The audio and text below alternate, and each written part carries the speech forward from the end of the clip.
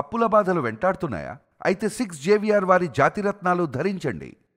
Hello viewers, welcome to our channel. So early మార్నింగే వినకూడని సంఘటనలు and వినకూడనివి ఏవి కూడా మన చెవిన పడకూడదు అంటూ ఉంటారు. అలాంటి సంఘటనే రీసెంట్‌గా కర్నూలులో చోటు చేసుకుంది. ఒకే కుటుంబానికి సంబంధించినటువంటి నలుగురు కూడా చనిపోవడం, అలానే తండ్రికి దూరమైనటువంటి కూతురు కావచ్చు, లేదు అనంటే ఒకటే తల్లి ఉన్నటువంటి ఇంట్లో కొడుకు కావచ్చు, ఇలా చాలా మందిని కూడా ఫ్యామిలీ మెంబర్స్ కోల్పోవడం. సో మనం చూస్తూ ఉంటాం కదా, కొన్ని సినిమాల్లో కూడా ఒక రోడ్డు యాక్సిడెంట్ జరిగినా, లేదు అనంటే ఒక కుటుంబం కోల్పోయినా, ఆ కుటుంబంలో ఉన్నటువంటి ఒక్క వ్యక్తికే అది వర్తించదు, మొత్తం మిగిలినటువంటి ఫ్యామిలీ మెంబర్స్కి అంతటికి కూడా వర్తిస్తుంది అని. అలాంటి ఒక సంఘటన ఈరోజు చోటు చేసుకున్నది మనందరికీ తెలుసు. ఇప్పటికీ న్యూస్లో మీరందరూ చూసే ఉంటారు. సో ఈ ముగ్గురు అక్క చెల్లెళ్ళు, సో ఒకటే కుటుంబానికి చెందిన వాళ్ళు. సో వాళ్ళ తండ్రి ఎంత బాధపడుతున్నాడు అనంటే, వద్దు అని చెప్పినాక కూడా, నేను చెప్పాను నా వైఫ్కి రావద్దు, పిలవద్దు అని చెప్పు అన్నా సరే, నీకేం తెలీదు, పిల్లలు మనతో ఉండాలి, వాళ్ళ అన్నయ్య పెళ్ళిలో ఎవరైతే వాళ్ళ అన్నయ్య ఉన్నారో వాళ్ళ పెళ్ళిలో మనతో పాటు పిల్లలు ఉండాలని చెప్పేసి ముగ్గురిని కూడా పిలిపించుకున్న తల్లి ఈరోజు నేను అనవసరంగా నా పిల్లల్ని పిలిపించుకున్నానని ఎవరైతే ఈ ముగ్గురు ఉన్నటువంటి పిల్లల దగ్గరికి వెళ్ళి వాళ్ళ తల్లి ఏడుస్తుంటే అందరి హృదయాలు కూడా అక్కడ, ఎందుకంటే ఒకటే ఫ్యామిలీలో ముగ్గురు పిల్లలు, ఎంత చక్కగా నా పిల్లలు ఎంత బాగా చదువుకున్నారు, ఇప్పుడు నేను హైదరాబాద్ ఎప్పుడన్నా వెళ్ళాలన్నా నేను ఎవరి దగ్గరికి వెళ్ళాలి, నా పిల్లల్ని నేను పిలుచుకోవాలంటే నేను ఎలా పిలుచుకోవాలని ఆ తల్లి ఏడుస్తున్న విజువల్స్ మీరు పక్కన చూడొచ్చు. సో ఇది ఇప్పుడు దీన్ని అంతటిని కూడా మిస్టేక్గా మనం ఎలా చూడొచ్చు, ఎవరిది మిస్టేక్ అని చెప్తాము? నాకు తెలిసినంత వరకు one of the major cause mistake అంటే అక్కడ ఏదైతే గుంట ఉందో, సో ఆ రోడ్ విజువల్స్ అని చెప్తాను నేనైతే. ఎందుకనంటే అక్కడ నిజంగా రోడ్డు కరెక్ట్‌గా ఉండుంటే ఏదైతే టిప్పర్ వస్తుందో ఆ టిప్పర్ అదుపు తప్పేది కాదు, ఈ బస్ మీద పడేది కాదు. సో ఈరోజు తిరిగి రాని లోకాలకు వెళ్ళిపోయిన ఆ ముగ్గురు పిల్లలకి ఒక సమాధానం తల్లిదండ్రులకి ఎవరు చెప్తారు? సో వాళ్ళ తండ్రి ఏడుస్తున్నాడు, నాకు నా పిల్లలు ధైర్యం చెప్పారు అంటే, వాళ్ళ నాన్న బస్ ఎక్కించడానికి తీసుకొని వెళ్ళినప్పుడు కూడా ఎవరో తెలిసిన వ్యక్తి అన్నారంట, ఆ బస్ కండిషన్ బాలేదు, ఎందుకు కొంచెం ట్రైన్ ఎక్కిస్తే అయిపోతుంది కదా పిల్లలనంటే, లేదు నాన్న టైం అయిపోతుంది వెళ్ళిపోతాము, మేబీ వాళ్ళ నాన్నకి తెలీదేమో బహుశా టైం అయిపోతుంది అన్నది వాళ్ళు బస్కి కాదు వాళ్ళ లైఫ్కే టైం అయిపోతుందని బహుశా అనుకొని ఉండరు. ఒక ఫ్యామిలీలో ఒక్కరు చనిపోయినా సరే ఆ సిచ్యువేషన్ అనేది చాలా చేంజ్ అయిపోతుంది. సో ఫ్యామిలీ అంతా కూడా టార్చర్ అది. అలాంటిది ఒకటే ఫ్యామిలీలో ముగ్గురు కూడా పోవడం అనేది అది చాలా, అసలు ఎవరు కూడా ఎక్స్ప్లెయిన్ చేయని, వాళ్ళకి ఆ పెయిన్ తీర్చలేరు. అలాంటిది ఇదే సిచ్యువేషన్లో చిన్న బాబో పాపతో పాటు తల్లి అక్కడికక్కడే చనిపోయింది. కనీసము ఆ బాబుకి మేబీ తెలీదేమో, అంటే నేను ఇంత తొందరగా వచ్చేసాను బయటికి, మళ్ళీ అంతే తొందరగా నేను దేవుడి దగ్గరికి వెళ్ళిపోతాను అని. సో ఇదంతటిని కూడా ఒక రోడ్ ఇన్సిడెంటే నాకు కనిపిస్తుంది. సో ఈరోజు నేను ఒక యాంకర్ గానో మీ ముందుకు జర్నలిస్ట్ గానో వచ్చేసి ఏదో చెప్పాలని కాదు. సో రోడ్డు రవాణా వాళ్ళకి మేము ఒక్కటే చేతులు జోడించి చెప్తున్నాము, ఈ రోడ్లు ఏవైతే ఉన్నాయో వాటిని బాగు చెయ్యండి.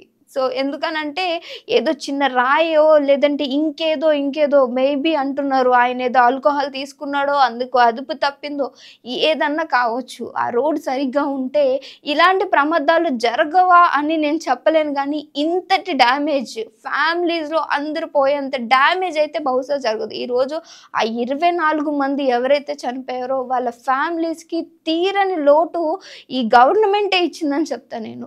ఓ చిన్న పాప ఏడుస్తున్న విజువల్స్ చూడండి, మీకు పక్కన ఏడుస్తున్నాం, వాళ్ళ అమ్మ కోసం ఎంత ఏడుస్తుందో. సో మేబీ అమ్మాయికి నిజంగా చాలా ఇష్టమేమో వాళ్ళ మమ్మీ అంటే, నన్ను వదిలి వెళ్ళిపోయావు కదా అని నేను చెప్పకంటే మీరు అక్కడ అమ్మాయి విజువల్స్ చూడొచ్చు. సో తనకి అర్థం కావట్లా ఎందుకు వచ్చిందో, యూనిఫామ్ వేసుకొని వచ్చేసింది అక్కడికి. ఆ చిన్న ఏజ్లో వాళ్ళ అమ్మ పోయిందని, ఆ అమ్మాయికి అసలు చనిపోతారంటే ఏంటో కూడా తెలియని ఒక ఏజ్, అక్కడ కూర్చొని మార్చురీ దగ్గర కూర్చొని అమ్మ ఏడుస్తుంది. సో ఇదంతటికి కారణం మనం ఏమని చెప్తాం చెప్పండి? సో ఇలాంటి కొన్ని న్యూసెస్ చదవాల్సి వస్తుందని అసలు కర్నూలు ఇన్సిడెంట్తోనే లాస్ట్ అయిపోవాలి అని అనుకున్నా నేను. బట్ ఇవి ఆ తర్వాత ఇంకా ఇంకా ఇంకా పెరుగుతూనే ఉన్నాయి. ఇంత బ్యాడ్ సిచ్యువేషన్లో ఉన్న మీడియా వాళ్ళంటే ప్లీజ్ చాలా రెస్పెక్ట్ ఉంటుంది మీడియా వాళ్ళంటే జనాలకి.